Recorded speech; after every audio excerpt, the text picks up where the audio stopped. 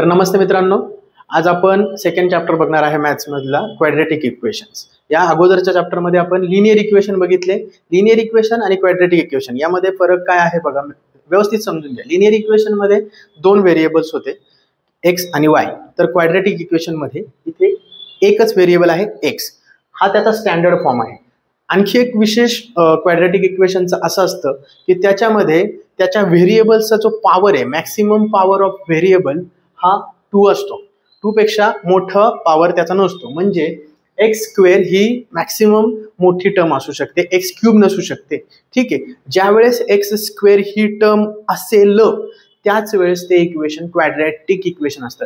म्हणजे x square हवंच आहे, एक्स क्यूब नकोय आणि एक्स रेस टू 1 पण नकोय, म्हणजे मॅक्सिमम जो पॉवर असेल व्हेरिएबलचं ते 2 पाहिजेच। ठीक आहे, ज्या वेळेस अशा इक्वेशनलाच क्वाड्रॅटिक इक्वेशन असं म्हणतात। ठीक आहे, आणि त्याच्यामध्ये दुसरी कंडिशन अशी की ए बी आणि सी हे जे रिअल नंबर पाहिजेत आणि एक्स स्क्वेअरचा कोइफिशियंट जो असतो तो कधीही 0 नसला पाहिजे, कारण जर 0 असेल तर ती पूर्ण टर्म 0 होईल आणि ते क्वाड्रॅटिक इक्वेशन उरणार नाही। हे झालं क्वाड्रॅटिक इक्वेशनचं standard form, ax square plus bx plus c। याच फॉर्मॅटमध्ये क्वाड्रॅटिक इक्वेशनचं स्टँडर्ड फॉर्म आहे। त्याच्यानंतर दुसरी कन्सेप्ट आहे रूट्सची, roots or solution of equation.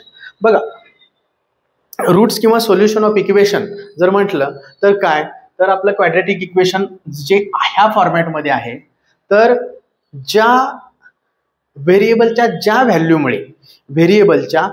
व्हॅल्यूमुळे quadratic equation सोडवल्यानंतर आन्सर 0 येतं, त्या व्हॅल्यूला, व्हेरिएबलच्या त्या व्हॅल्यूला रूट किंवा solution of that quadratic equation असं म्हटलं जातं। एक उदाहरण आपण घेऊयात छोटंसं, तुमच्या बुकमध्ये पण दिलेलं आहे।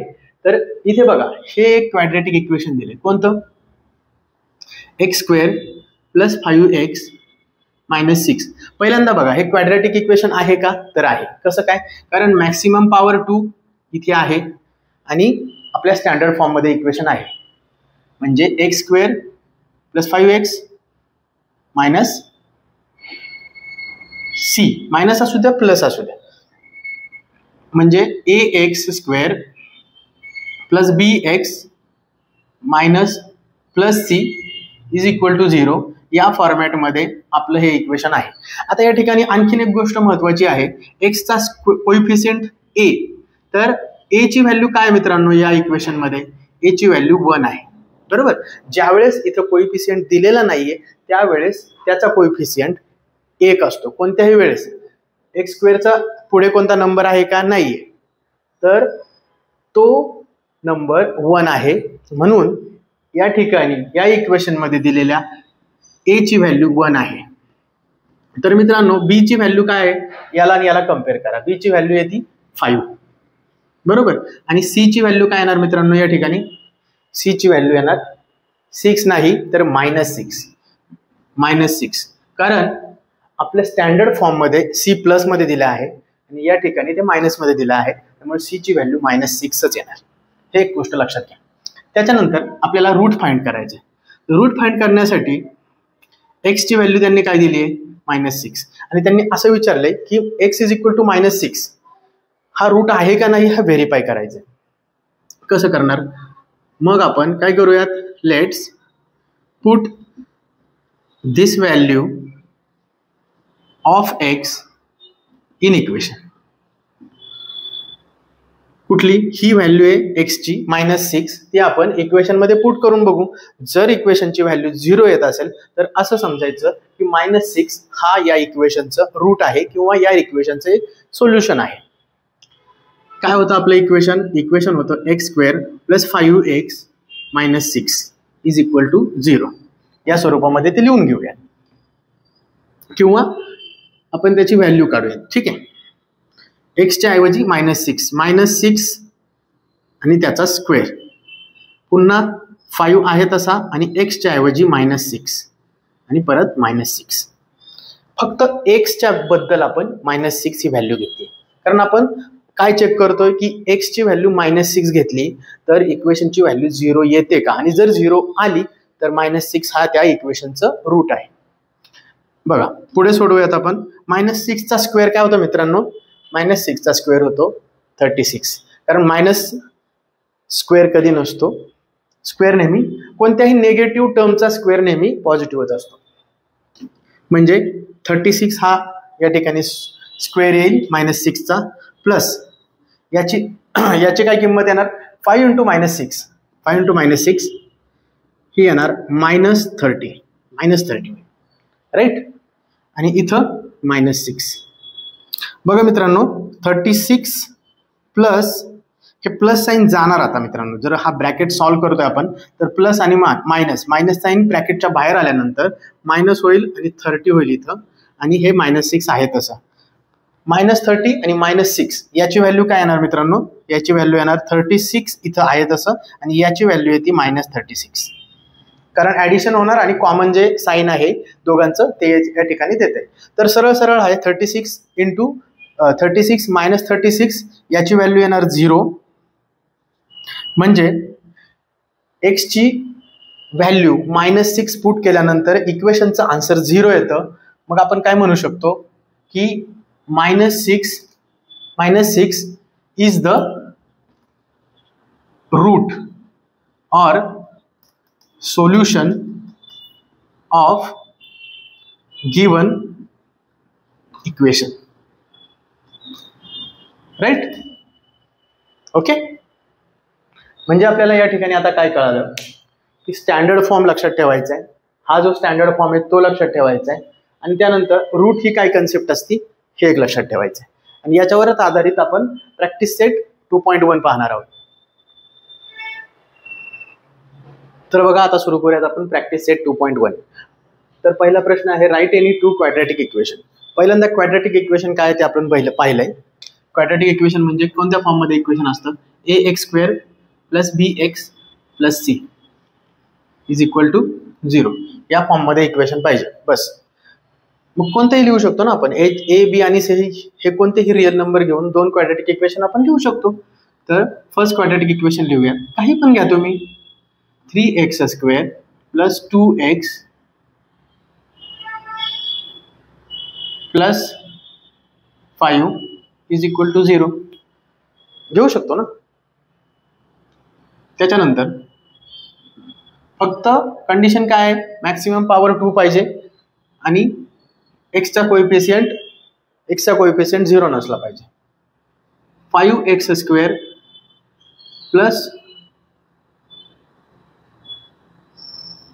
+ x + 0 = 0 असं पण लिहू शकतो. म्हणजे c हा 0 असू शकतो, आणि या ठिकाणी मित्रांनो b पण 0 असू शकतो, फक्त a 0 नसला पाहिजे. म्हणजे आपण तिसरा एक फॉर्म लिहू शकतो,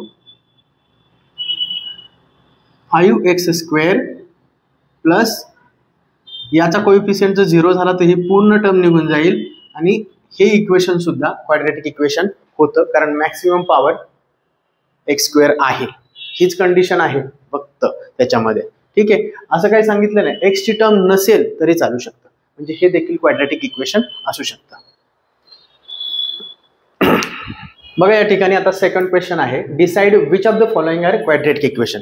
खाली काही इक्वेशन्स दिलेले आहेत आणि आपल्याला काय डिसाइड करायचं की हे इक्वेशन्स क्वाड्रॅटिक इक्वेशन आहेत की नाही. सरळ पाहून पण कधी कधी आपण लगेच सॉल्व्ह करू शकतो हे इक्वेशन क्वाड्रॅटिक इक्वेशन आहे की नाही. परंतु कधी कधी आपल्याला ते इक्वेशन सॉल्व्ह करून किंवा त्याचं सिम्प्लिफिकेशन करून स्टँडर्ड फॉर्ममध्ये बसवता येतंय की नाही ते एकदा व्हेरीफाय करावं लागतं. तर पहिलं इक्वेशन बघा, सरळ दिलेलं आहे. आपल्या कंडिशन्स काय आहेत क्वाड्रॅटिक इक्वेशन असण्याच्या, की मॅक्सिमम पॉवर जो व्हेरिएबलचा मॅक्सिमम पॉवर आहे तो 2 पाहिजे. या ठिकाणी आहे, म्हणजे फर्स्ट कंडिशन तर आपली फुलफिल झाली. सेकंड कंडिशन काय आहे की a b आणि c हे रिअल नंबर आहेत का, आहेत. इथं 1 आहे, 5 आहे आणि इथं -2 आहे, हे रिअल नंबर आहेत. त्याच्यानंतर तिसरी कंडिशन काय आहे की a is not equal to 0. a ची व्हॅल्यू काय मित्रांनो इथं 0 आहे का, नाही, तर ती 1 आहे. त्यामुळे हे इक्वेशन क्वाड्रॅटिक इक्वेशन आहे, बरोबर. त्याच्यानंतर सेकंड इक्वेशन बघूयात. सेकंड इक्वेशन देताना फक्त आपल्याला ज्या टर्म्स आहेत त्या इकडे तिकडे थोडेसे दिलेले आहेत, तर आपण ते स्टँडर्ड फॉर्ममध्ये घेऊन येऊया. स्टँडर्ड फॉर्ममध्ये काय, इथे बघा तुमचा व्हेरिएबल एक्स असणंच गरजेचं नाही, तो कोणतंही लेटर असू शकतं, त्याने मॅटर करत नाही काही. ठीक आहे.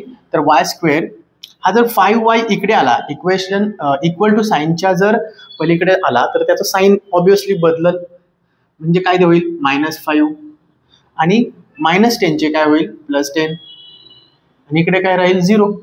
हे आपलं स्टँडर्ड फॉर्म मध्ये आलं. क्वाड्रॅटिक इक्वेशन आहे का चेक करू. फर्स्ट कंडिशन काय, मॅक्सिमम पॉवर 2 आहे.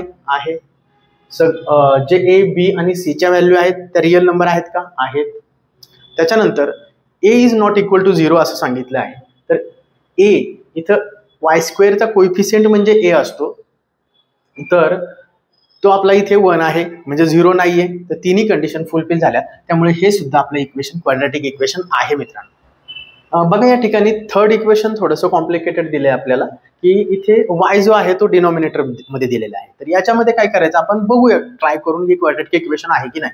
जर ह्या वायला डिनॉमिनेटरचा जर न्यूमरेटर बनवायचा असेल तर कसं बनवणार आपण, तर ते करण्यासाठी आपल्याला या इक्वेशनला मल्टिप्लाय करायला लागेल. कशाने, तर वाय या टर्मने, वायने या पूर्ण इक्वेशनला आपल्याला मल्टिप्लाय करायचं. मग कसं, पहिल्या टर्मला म्हणजे वाय स्क्वेअरला वायने मल्टिप्लाय केलं तर वाय क्यूब येईल, दुसऱ्या टर्मला वायने मल्टिप्लाय केलं तर वाय अपॉन वाय येईल, आणि तिसऱ्या टर्मला वायने मल्टिप्लाय केल्यानंतर 2y येईल. बघा त्याच्यानंतर याचा आन्सर 1 येईल, इज इक्वल टू 2y येईल. जर आपण याला जरी स्टँडर्ड फॉर्म मध्ये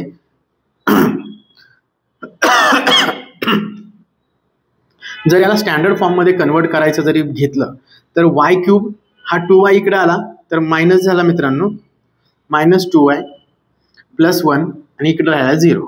बरं बघा आता या इक्वेशनला आपण आपल्या स्टँडर्ड फॉर्म मध्ये बसवण्याचा प्रयत्न केलाय, परंतु क्वाड्रॅटिक इक्वेशनची पहिली कंडिशनच काय सांगते की व्हेरिएबलचा मॅक्सिमम पॉवर काय पाहिजे, 2 पाहिजे. पण इथे काय मॅक्सिमम पॉवर तो आहे 3, त्यामुळे हे क्वाड्रॅटिक इक्वेशन होऊच शकत नाही मित्रांनो. पहिली कंडिशनच ती फुलफिल करत नाही.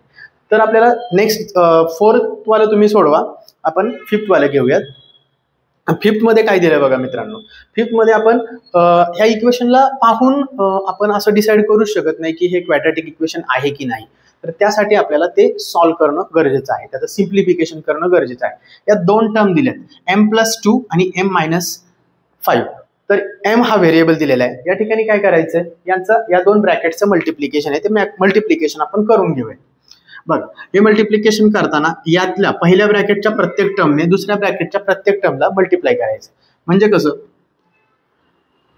m × m-5 करायचे आणि m आणि 2 याच्यामधलं साईन प्लस आहे म्हणून इथं प्लस साईन देणार आपण, इथं 2 लिहिणार आणि पुन्हा दुसरा ब्रॅकेट. आलं लक्षात. त्याच्यानंतर m ने m ला मल्टिप्लाय केलं तर m² आला, m ने -5 ला मल्टिप्लाय केलं तर -5m येईल. त्याच्यानंतर 2 ने m ला मल्टिप्लाय केल्यानंतर 2m येईल आणि 2 ने -5 ला मल्टिप्लाय केल्यानंतर -10 उत्तर येईल आणि इज इक्वल टू 0. हे झालं आता सिम्प्लिफिकेशन. आणखी याच्यामध्ये काय सिम्प्लिफिकेशन होऊ शकतं, तर बघा m² मायनस या 2 टर्मची ऍडिशन किंवा सबट्रॅक्शन आपल्याला करायची. तर -5m आणि 2m यांचं काय होईल मित्रांनो, तर याच्यामध्ये मोठी टर्म आहे 5m. ओके, तर त्या मोठ्या टर्मचं साईन काय आहे मायनस, म्हणून आन्सरला साईन काय येणार मायनस. 5m - 2m जर केलं तर आपला आन्सर येतं 3m - 10 इज इक्वल टू 0. बघा हे आपलं स्टँडर्ड फॉर्म मध्ये बसतं इक्वेशन. आपला स्टँडर्ड फॉर्म काय आहे मित्रांनो, स्टँडर्ड फॉर्म आपला क्वाड्रॅटिक इक्वेशनचा हा आहे ax² + bx is equal to 0. आता याच्याशी कम्पेअर केला, बघा क्वाड्रॅटिक इक्वेशनची पहिली कंडिशन काय आहे की व्हेरिएबलचा मॅक्सिमम पॉवर 2 पाहिजे, 2 पेक्षा जास्त पण नको आणि कमी पण नको. मग m² आहे म्हणजे मॅक्सिमम पॉवर 2 आहे. त्याच्यानंतर दुसरी कंडिशन a b आणि c च्या व्हॅल्यू काय काय आहे, 1 -3 आणि 10 या व्हॅल्यू आहेत, त्या रिअल नंबर आहेत ऑब्विसली आहेत. त्याच्यानंतर तिसरी कंडिशन काय आहे की a ची व्हॅल्यू 0 नसायला पाहिजे, a is not equal to 0. तर a ची व्हॅल्यू 1 आहे, ती 0 नाहीये. म्हणजे तिन्ही कंडिशन फुलफिल करणारं आपलं हे इक्वेशन क्वाड्रॅटिक इक्वेशन आहे मित्रांनो. अशा प्रकारे आपण क्वाड्रॅटिक इक्वेशन नुसतं पाहून नाही तर कधी कधी सॉल्व्ह करून सिम्प्लिफिकेशन करून आपल्या स्टँडर्ड फॉर्म मध्ये बसते का हे आपण करून बघू शकतो. म्हणजे बघा इथं या इक्वेशनला नुसतं पाहून आपण बोलूच शकत नाही की हे इक्वेशन क्वाड्रॅटिक आहे की नाही. त्यासाठी हे सर्व कॅल्क्युलेशन करावे लागेल आणि हे केल्यानंतर फायनल जे व्हॅल्यू येईल, इक्वेशन येईल, तर त्याला आपल्याला या स्टँडर्ड फॉर्मशी कम्पेअर करून पाहावं लागेल की आपल्या स्टँडर्ड फॉर्मचं आणि त्याचं कम्पॅरिझन होतंय का. आणि जर होत असेल आणि सगळ्या कंडिशन, तिन्ही कंडिशन त्या फुलफिल करत असेल तर काय म्हणायचं, त्या इक्वेशनला क्वाड्रॅटिक इक्वेशन. ओके. आता थर्ड क्वेश्चन पाहूयात मित्रांनो. थर्ड क्वेश्चन मध्ये आपल्याला काय सांगितलं की ही जी दिलेली इक्वेशन आहे तर त्यांना आपल्याला स्टँडर्ड फॉर्म, जो की स्टँडर्ड फॉर्म आहे आपल्या क्वाड्रॅटिक इक्वेशनचा, कोणता आहे, ax² plus bx plus c is equal to 0. हा स्टँडर्ड फॉर्म आहे. त्याच्यामध्ये हे इक्वेशन आपल्याला लिहायचं आहे आणि त्यानंतर व्हॅल्यूज काढायच्यात, व्हॅल्यूज लिहायच्यात. तर त्या कोणकोणत्या, a च्या, b च्या आणि c च्या व्हॅल्यू लिहायच्या. तर फर्स्ट इक्वेशन घेऊयात आपण. याच्यामध्ये बघा, फक्त आपण इथं टर्म्सचे आदला बदल करणार आहोत, एक्सचेंज करणार आहोत, त्यामुळे त्याचं साईन वगैरे बदलेल. ह्या गोष्टी आपल्याला लक्षात ठेवायच्यात की इक्वल टू साईन क्रॉस केल्यानंतर पूर्ण टर्म त्यांचं साईन बदलते. तर आपण बघूयात, फक्त टर्म्स इकडे तिकडे दिल्यात त्या आपल्याला गॅदर करायच्यात आणि या फॉर्म मध्ये इक्वेशन आणायचं. तर y² ची जी टर्म आहे तर ती इकडे येईल, तर ती काय होईल, प्लस होईल, कारण इथं मायनस साईन आहे. y² अख्खा इकडे आला इक्वल टू साईनच्या, इक्वल टू साईन दिला आपण, इक्वल टू साईन इकडे देऊयात. ठीक आहे. y² इक्वल टू साईनच्या पलीकडे आल्यानंतर नेगेटिव्हचा पॉझिटिव्ह झाला. त्याच्यानंतर 2y तो LHS साईडलाच राहिला इक्वेशनच्या, त्यामुळे त्याचं साईन काय बदलणार नाहीये. परंतु दुसरी गोष्ट, 10 जो आहे, जो दिलेल्या इक्वेशन मध्ये राईट हँड साईडला आहे, तर तो इक्वल टू साईनच्या लेफ्ट हँड साईडला आल्यानंतर, या साईडला आल्यानंतर साईड बदलल्यानंतर त्याचं साईन सुद्धा बदलतं. म्हणजे याचं प्लस साईन आहे तर ते -10 होईल आणि इकडे काय राहिलं, 0 राहिलं मित्रांनो. म्हणजे आपलं स्टँडर्ड फॉर्म मधलं इक्वेशन असं आलं. आता आपण याला आपल्या स्टँडर्ड इक्वेशनशी कम्पेअर करू. स्टँडर्ड इक्वेशनची कम्पेअर करताना x² म्हणजे जो व्हेरिएबल आहे त्याचा स्क्वेअर जेव्हा असतो तर त्याचा कोइफिशियंट म्हणजे a लिहायचा आहे. तर a ची व्हॅल्यू या ठिकाणी y ची व्हॅल्यू म्हणजे y² चा कोइफिशियंट आहे 1, त्यामुळे a ची व्हॅल्यू येणार 1. मित्रांनो b ची व्हॅल्यू काय येईल, मग y चा कोइफिशियंट, b म्हणजे y चा कोइफिशियंट, तर तो येईल 2. आणि c ची व्हॅल्यू काय येणार मित्रांनो, तर 10 नाही, लक्षात घ्या 10 नाही, तर आपल्या स्टँडर्ड फॉर्म मध्ये प्लस साईन आहे, इथे मायनस आहे, म्हणून c ची व्हॅल्यू -10 येणार मित्रांनो. हा महत्वाचा भाग आहे. हे झालं आपलं स्टँडर्ड फॉर्म मधलं इक्वेशन आणि या झाल्या आपल्या a, b आणि c च्या व्हॅल्यू. मित्रांनो आता सेकंड इक्वेशन पाहूया. सेकंड इक्वेशन बघा, आपण हे सेकंड इक्वेशन पहिल्यांदा सॉल्व्ह करावं लागेल आणि त्यानंतर ते स्टँडर्ड फॉर्म मध्ये ठेवावं लागेल. तर सॉल्व्ह करण्यासाठी आपल्याला दोन फॉर्म्युले माहिती पाहिजेत, a प्लस बी ब्रॅकेटचा स्क्वेअर आणि a मायनस बी ब्रॅकेटचा square. a² plus 2ab plus b² हा एक फॉर्म्युला आहे आणि याच्या एक्सपेन्शनसाठी a² minus 2ab plus b² हे फॉर्म्युला आपल्याला माहिती पाहिजे. आता बघा, x-1 ला आपण याच्याशी कम्पेअर करू तर आपलं व्हॅल्यू काय येईल, a² म्हणजे x चा स्क्वेअर येईल, त्याच्यानंतर मायनस साईन येईल 2ab, 2 इंटू a म्हणजे x आणि 1 इंटू 1, बरोबर. त्याच्यानंतर प्लस 1 चा स्क्वेअर 1च येईल, म्हणजे -1 चा स्क्वेअर 1 येईल प्लस, बरोबर. त्याच्यानंतर 2x प्लस 3 आहे तसं लिहूयात. त्याच्यानंतर x² minus 2x plus 1 is equal to 2x plus 3 आहे तसं. आता बघा मित्रांनो, आता चिन्हांची अदलाबदल आणि टर्मची पण अदलाबदल. तर -2x इथे आहे आणि हा 2x इकडे घेतल्यानंतर तो पण -2x होईल आणि प्लस 1 आहे आणि -3 प्लस आहे, इकडे आल्यानंतर मायनस होईल आणि इकडे काय राहिलं 0. याचं काय होईल मग मित्रांनो, x² आहे तसं लिहिता येईल आपल्याला, x² आणि -2x आणि -2x ज्यावेळेस साईन सेम आहेत त्यावेळेस टर्मचे काय होणार, ॲडिशन, आणि साईन कोणते येणार, जे कॉमन आहे ते, म्हणजे 4x आणि इथे काय येईल मित्रांनो, +1 आहे आणि -3 आहे, मोठा नंबर मायनस आहे म्हणून आन्सरला साईन मायनस येईल आणि 3 - 1 करावं लागेल आणि आन्सर येईल 2 इज इक्वल टू 0. हे झालं आपला स्टँडर्ड फॉर्म ऑफ इक्वेशन. आता स्टँडर्ड फॉर्मशी कम्पेअर केलं तर आपल्याला a ची व्हॅल्यू काय आहे, म्हणजे x² चा कोइफिशियंट काय आहे 1, b ची व्हॅल्यू येणार -4 नाही -4 आणि c ची व्हॅल्यू येणार -2.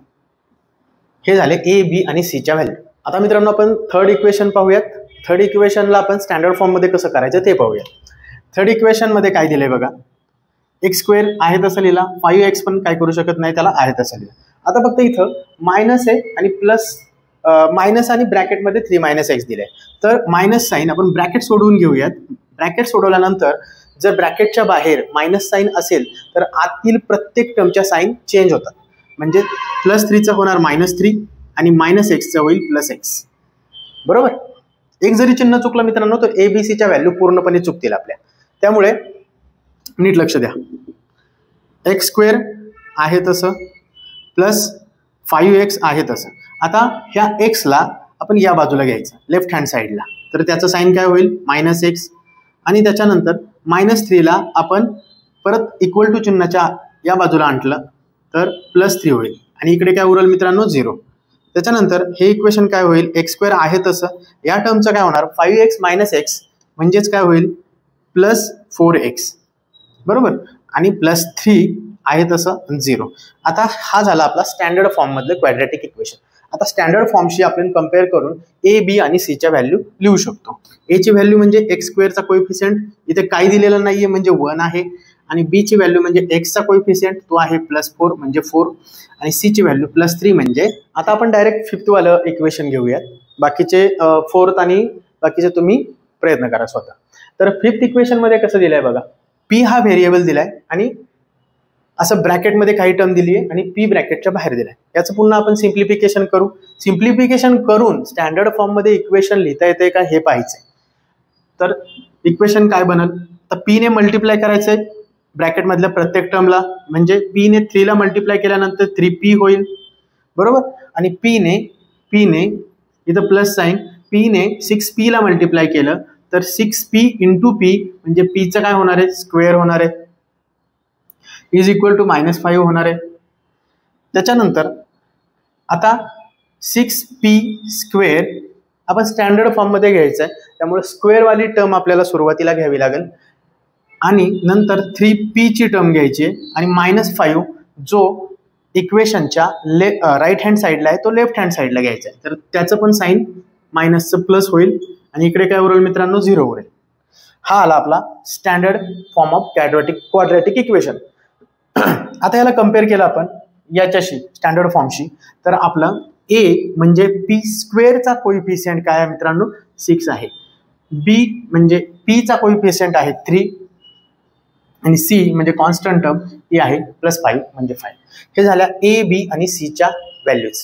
तर मित्रांनो आपण प्रॅक्टिस सेट 2.1 2 पार्टमध्ये घेऊयात.